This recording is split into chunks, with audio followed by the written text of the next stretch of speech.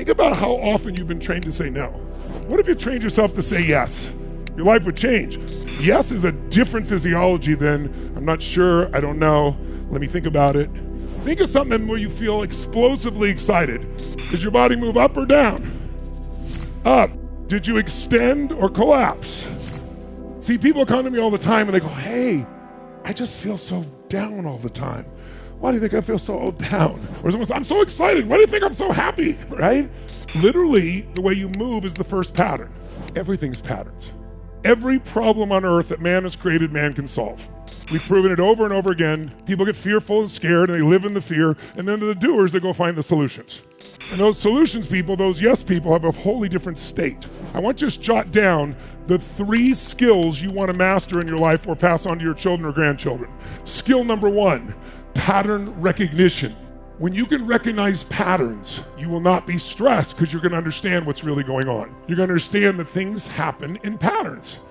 And you'll recognize the pattern, and when you know what the pattern is, you'll have the second skill, pattern utilization. Once you can recognize a pattern, it's not chaos anymore. Once you can use that pattern, you can succeed. I'll give you an example. Think of anyone that you think is masterful at anything.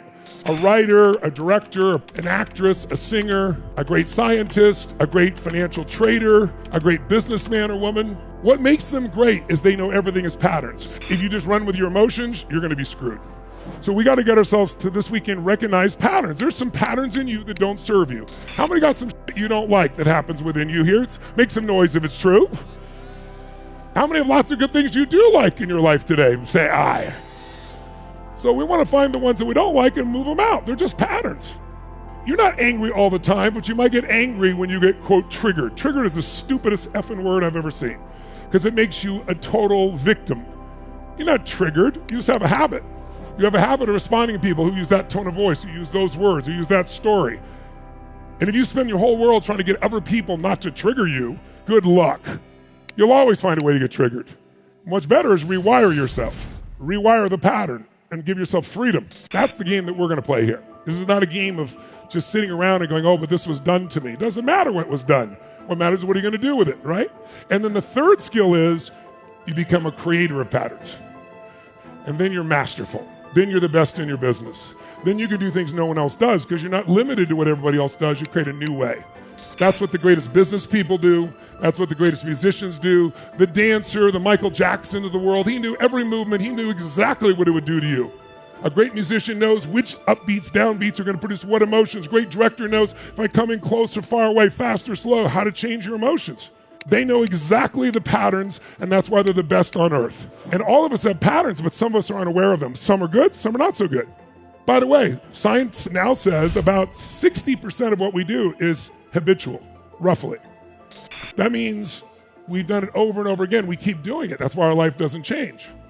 What's great about a habit? A pattern. You don't have to think. What's bad about it? You don't think. Some areas are good not to think. You've automated. Let's put it aside. Some places we might want to bring it up and change it. So there's a habit you don't like, let's shift it. And by the way, there's not just patterns in your emotions. See, our beliefs control everything because beliefs are just patterns too. They're habitual things you've told yourself so often now you feel certain they're true. How many of you had beliefs sometime in the last 10 years, a belief that you would have fought for, that today you're almost embarrassed you believe that? How many have a belief like that somewhere in your life here? Say aye. How many have some beliefs that intellectually you know better, but emotionally they stop you at times? Who can relate to this here? Say aye. But it's all patterns. And when you realize it's patterns, it's nothing wrong with you. There's no one in this room that's broken. There's no one that needs to be fixed. And I'm not your guru to come do it for you. All you need is to change a few patterns. And once I show you what they are, you'll do it. Patterns can be changed. If you make it yourself, it's hard to change you. It's easy to change a pattern. You don't need to change you. What you're calling you is probably a pattern. You are more than your patterns. You are more than anything you've said or done in the past. Who's ever done something so stupid, so terrible, so whatever, you hope no one will ever know? Raise your hand, make some noise if that's true. Yeah, but if you don't raise your hand, you lie about other too, don't you? Come on. So the bottom line, we've all done dumb things because people do the best they can based on the state they're in. Smart people can act dumb when they're in a dumb state. Do you ever forget your own home telephone number or how to spell a difficult word like the? And then you get it a few seconds later because you're in a different state.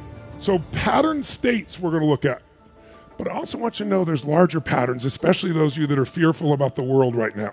So think about this.